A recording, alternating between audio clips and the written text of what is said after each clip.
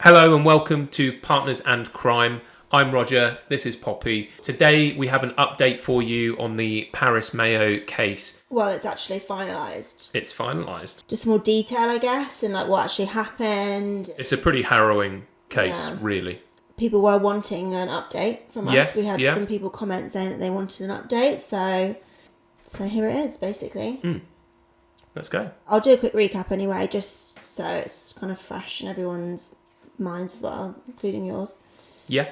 On the 23rd of March 2019, a 15-year-old girl called Paris Mayo secretly gives birth to a baby boy in her living room whilst her parents were asleep upstairs.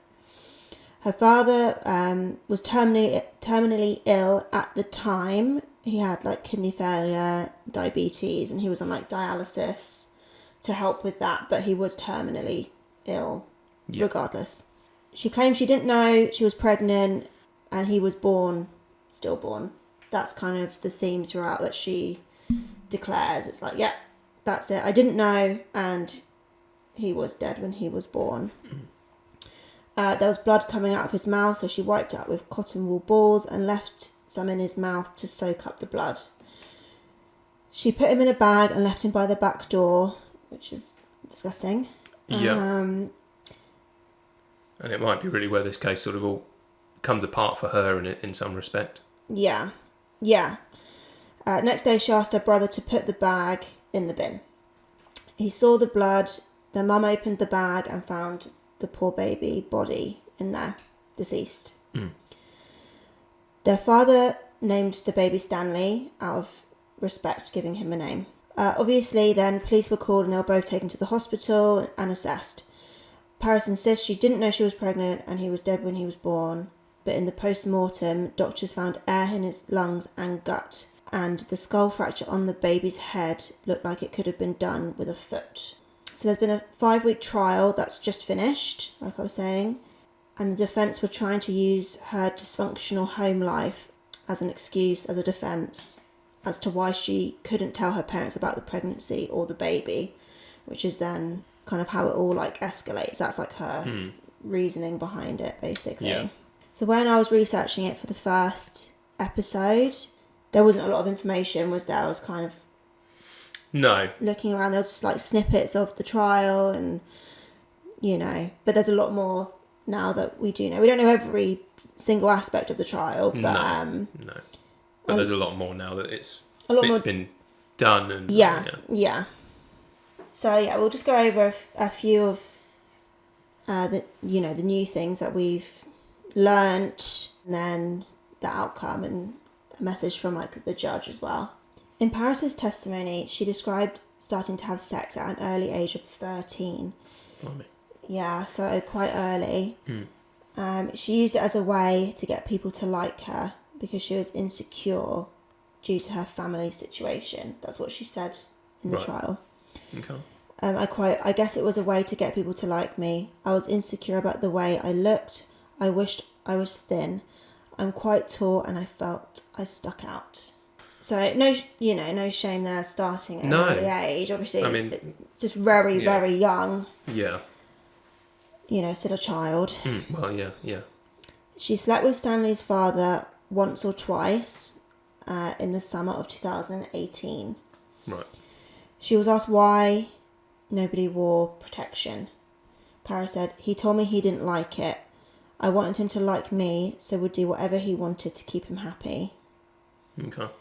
I don't think that's an uncommon sort of thought in a boy's mind at a young age. I don't know why. That seems something bandied around that. About the condom? Yeah, that it's really? like that sex isn't going to be as good or whatever if you wear a condom and stuff like that. I don't know. It's quite. It's not an uncommon thought process anyway. The Stanley's father's not been disclosed. We don't know who he is. Yeah. So we don't know his age. No, sure. We don't know anything about him. Were they the same age at school? Or was he older? Yeah. If she was 13, is it a adult taking advantage of? Right. Yeah. We don't know the outcome. Yeah. So obviously, you saying that, were you assuming he was the same age as her? Potentially, yeah. Whereas or similar, yeah. You know, whereas an adult would know, like, I don't know, like you could say, oh, I don't like it. I mean, grown adults do say that. Like, I don't like wearing a condom. Yeah. Which doesn't make it okay. No, no matter what age, you know, you say that. You know, but well, I think if the other person requests it or wants it, then it's you know, it's well, I don't know. Does it amount to an abuse? But I suppose not if you both agree to it at the time. But she was 13. Can she consent to something as big as that? Really? Legally, no. I suppose. No, that's a big question that's kind of being asked. But obviously, we don't know the father, so no, it's hard to kind of gauge like how that really went down. So he said he didn't like to wear protection, and then obviously from that, she became pregnant. Yeah. And of course then started to have symptoms of pregnancy and put on weight. She was worried about the reaction she would get at home. She tried to convince herself she couldn't be pregnant and denied it if anyone asked. At school she kept on doing PE and dancing like normal, and was wearing baggy clothes to hide her weight gain. But I imagine it must have become obvious at some point when she was like 8-9 months pregnant. Because she was pregnant to full term, so you know, I bet people at her school, they probably knew. Rumours, I'm sure, were swirling. Yeah, that's the right I way of putting it. I mean, could you really get away with being pregnant at like, how old was she? Sorry, 15. Yeah. At school, you know, if you're there every day. I mean, it's quite surprising because she would have had a big belly. Or a belly of some kind. You'd think. Wouldn't any teachers or like counsellors at the school have noticed? It seems a bit like... Don't know. I mean, if you turn around and act very sensitively and call it weight gain and all that kind of stuff, I mean, what can teachers really do? I suppose, yeah. I mean, that's what it is. She denied it for 9 months and longer. Yeah. Because, like, I mean, what can a teacher say to you if you say you're not? Let me touch your belly. Do you know what I mean? Exactly. Like, no, obviously not. A stethoscope, something. You know? Yeah. If you can't prove it, you can't really. Or then trying to contact the parents if you are concerned. Things like that. Like, where was the safeguarding? It just seems. Yeah. You know. In October 2018, Paris went to see a nurse about her aches and pains she was experiencing. Mm-hmm. She would have only been maybe like 2 to 3 months pregnant. Okay. That's a guess, but from the summer she got pregnant, so I'm guessing around that. The nurse asked if she was sexually active. Paris said she wasn't, because she wasn't at that moment in time. Right. So I don't know if she purposefully lied, or maybe she thought the nurse was asking, like, literally right now, are you? Yeah, I'm not sure. I don't know. If someone asked, I don't know. It's a weird. Is it a weird question? If someone asked that to you, like, you know, do you consider that, you know, I was sexually active last week or last month? But does that mean you're sexually active, right? It's kind of a weird question, but I suppose it just means, like, have you ever had sex? Have you started that part of your life where you're having sex? Yeah. That's what it means. But obviously it is a weirdly worded phrase, isn't it? I mean, that's how I would understand it. Yeah, obviously, like, being a girl, I guess you're probably asked it a bit more. Maybe. Like, when you go to the doctors and stuff about certain things, like, you get asked, are you sexually active? You know, and obviously, like, before you or whatever, it would have been like, not... I'm not right now, but I have been. Yeah, sure. That's kind of how I would have worded it. Right. But obviously, 15 years old, God knows, I don't know. So from that conversation, her pregnancy went unnoticed. Right. Which surprises me a bit, as if she's gone in for, like, aches and pains, I'm assuming for her stomach. Like, that region at least. Yeah, right, you'd think. I suppose maybe. It wouldn't be back pain just yet, because she would only be a couple of months gone. So maybe her stomach was just feeling a bit weird. But, like, I mean, I've got in for pains and stuff, and, like, they're usually, like, pressing down on you, aren't they? Like, does it hurt here? Does it hurt here? So, like, didn't the nurse kind of do that? But then... Would you be able to tell if someone was pregnant at that point? I don't know. Probably not. I don't know. No idea. No, neither of us are doctors. I mean, or had a baby. We can contact a midwife. Well, but our friend is pregnant at the moment. Right. She's 4 months. Right. 3.5, 4 months. So a little bit more than this. And she's obviously showing. Right. But I know everyone's different. Yeah, of course. I mean, so like we discussed in the last episode, phantom pregnancies do happen, don't they? I mean, it seems like she wasn't though because she was showing. Right. Yeah, phantom is where you don't show at all, or very littly. Right. Okay. Her parents were separated. Right. So they weren't actually together. Okay. But they were living in the same house. Yeah. So Paris and her brother George, they split their time. Yeah. Between mum and dad's house. Right. But then when he became terminally ill, the mum moved back into the house to care for him, because before that, Paris and George were helping trying to care for their dad. Right.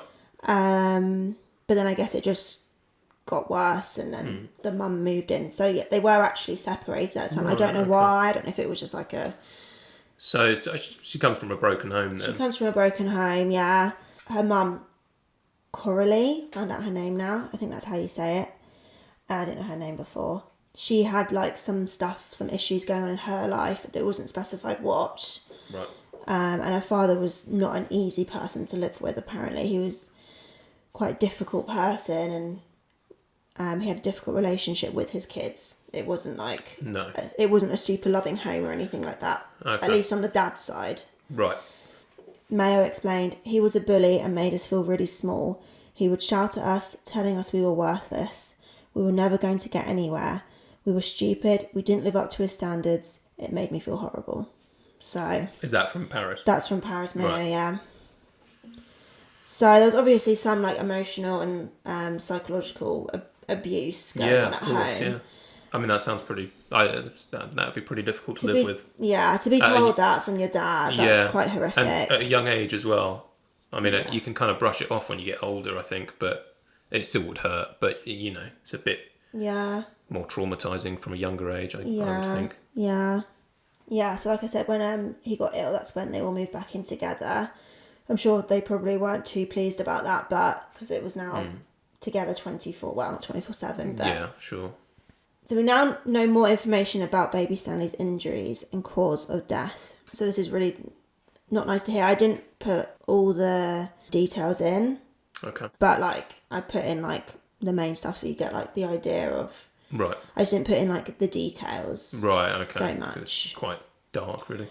It's just when you're talking about a baby, it's just you don't want to go into the detail of it, really. It's just because it's just awful, isn't it? So yeah, if you don't want to hear this, just skip ahead a few minutes. So it has now been accepted on both sides of the court that Stanley was breathing and alive when he was born. Okay.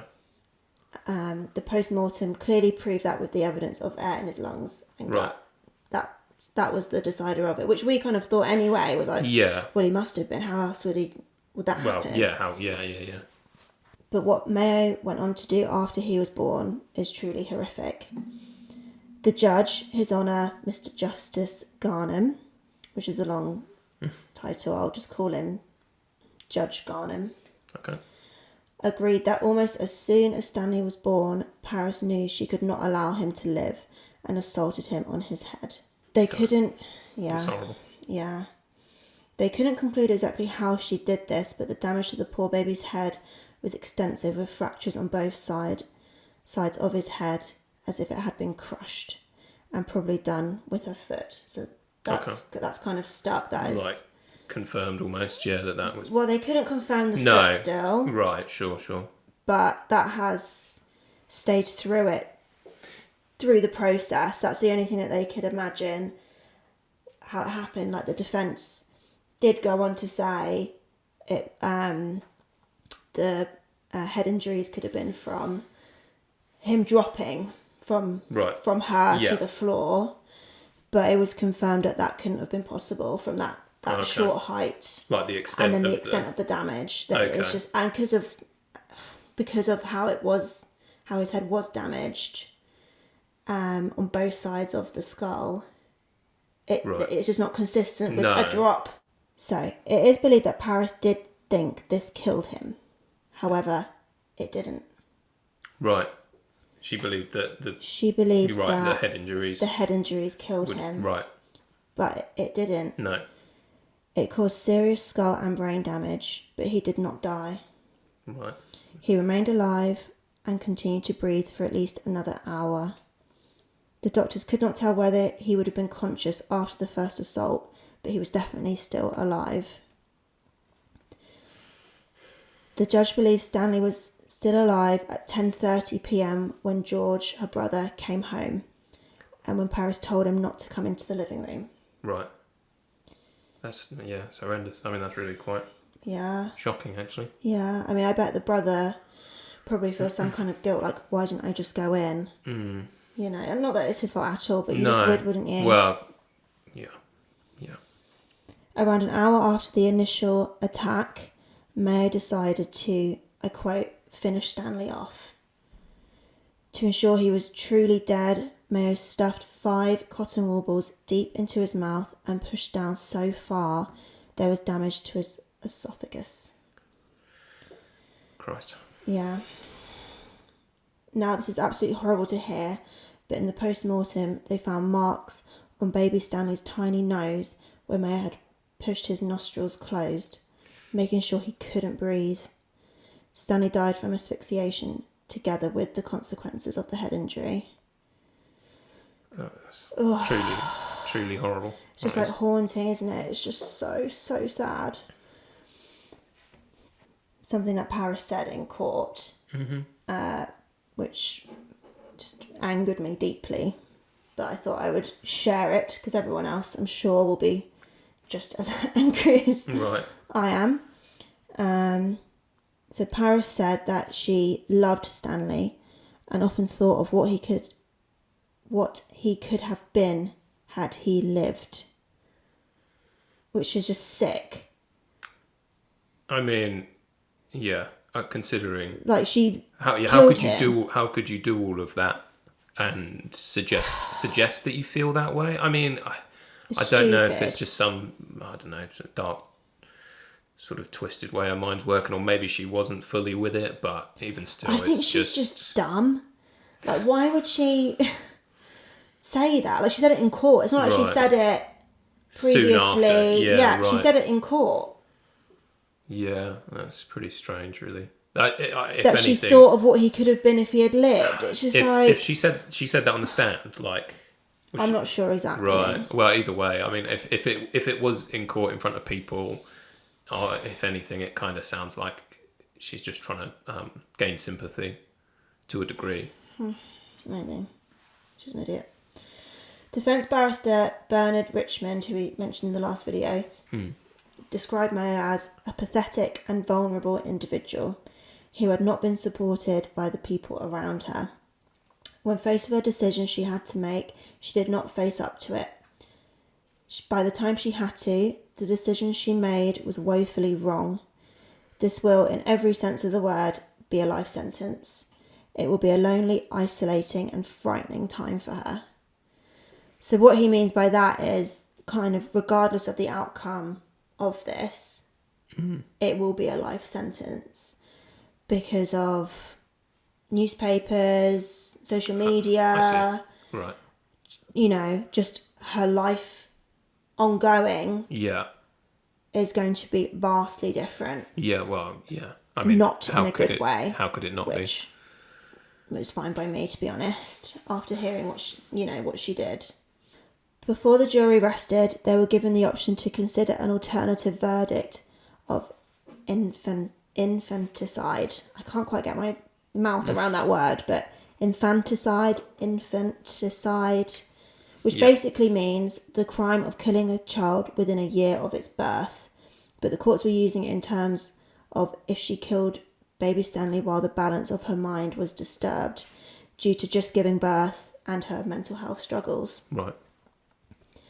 On Friday the 23rd of June 2023, the jury returned the majority verdict of guilty on the charge of murder, which I think that was inevitable. I think we were kind of saying that in the last video that she should probably get some time for this. Oh, I mean, yeah, she shouldn't. Whether it was like a manslaughter type thing or whatever it may have been, she should have got time for this, definitely. I think so. Yeah. On Monday the 26th of June, the Judge Justice Garnham was sentencing Paris Mayo, so we had to wait a few days after the guilty verdict. I'll briefly go over what he says in regards to how he decided on the length of time she will spend in prison. As it is very long, I'm just going to be kind of taking like snippets of what he says because it honestly was so long. If you want to see the full version, then we've linked the sources in the description. Mm-hmm. The sentencing point for the minimum term in the case of a person aged 15 to 16 at the time the offence is committed is normally 10 years. Maximum? Like a guideline? Yeah, it's Almost. definitely, it's not, it is kind of like a guideline because like he will go on to say, but they can adjust it. Okay. Depending on the situation, because you can't just have like, right, they're 15 to 16, 10 years. Right, yeah, no matter what they've done. That's it, right, okay. So I have borne in mind, which means he has considered the police interviews and evidence of the medical practitioners who saw you, Mayo, after the event. He goes on to say he was surprised by her reaction to what had happened, suggesting she was not fully able to process the significance of what she had done. He describes, your maturity was somewhat less than might be expected of an average 15-year-old girl, which is why he decides the starting point is 9 years. Okay. So it's normally 10. He's bumped it down 1 year to 9. Okay. I think I said that right. Yeah. I have then taken into account the aggravating features in your case, which would increase the minimum term, and the mitigating features that would decrease it. Yeah. Judge Garnham then continues going over the reasons as to why he could increase it and what counteracts it to possibly decrease it. So I've just kind of put them in bullet point form. Like I said, there was so much information. So the reasons for increasing the sentence are Stanley was at a vulnerable age, obviously a newborn, literally. Yeah. The mental and physical suffering inflicted on the victim before death. The 2 serious assaults separated by an hour leading to his death. She knew she was pregnant as there would have been a lack of menstrual cycle and movement of the baby at a later stage. She could have called for her mum or dialed the emergency services. They were but didn't. Yeah, I mean, she chose actively not to. No. And he even says the fact that she didn't cry out in pain or anything, supposedly, like medical practitioners and stuff found that like not unbelievable, but just like just not normal, like because obviously you're giving birth, like it's not exactly that's a painful experience from what I've heard. It's not a walk in the park. There were also other alternatives she could have done. She could have had an abortion, or gone down the adoption route. Right, sure. So I mean, I do think, especially the adoption route. I think the adoption route's kind of, it seems like that would be easier, because I think that her biggest issue seems to be that she didn't want to tell anyone. Just in complete denial. Yeah, and or even if she wasn't in complete denial, she was clearly just so shocked by it or embarrassed by it or whatever that she didn't want anyone to know about it. So, and then the reasons to reduce / counteract. Yeah. Her previous good character. She reacted out of character for what he's been told that she was like, obviously, before all of this. But he did say this carries very little weight in terms of the sentencing.